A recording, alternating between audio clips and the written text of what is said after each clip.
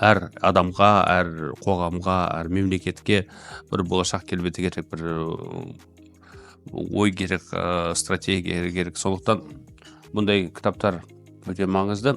Өйткені бұда бірден біз осы жағдайға қалай келгенімізді бір сарапталып жатыр. Қазір бізде қандай стресстер бар екен, қандай проблемалар бар, соның бәрі анық айтылған.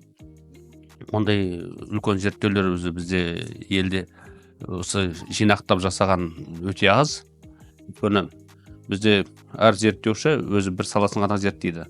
Немесе біреу экономиканы зерттейді, біреу саясат зерттейді, біреу қоғамды зерттейді, біреу құндылықтарды зерттейді.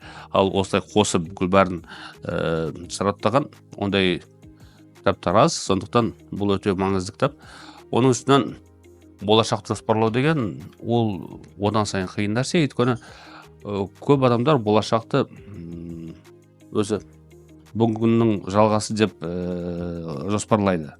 Бірақ өзі көріп жатырмыз, қазіргі болашақ, мысалы, біз өзі кеше осының бәрін жоспарлап көрмегенбіз, ондай ойға жетпейтінбіз де.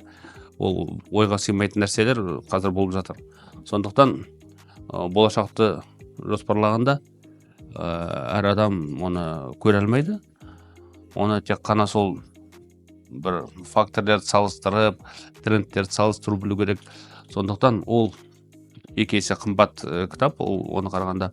Ол бүгін біздің тек қана бүгінгі оқырмандарға емес, ол болашақ оқырмандарға арналған нәрсе. Сондықтан жастарға, студенттерге, мүмкін жоғарғы класстар оқушыларға өте маңызды болады деп ойлаймын.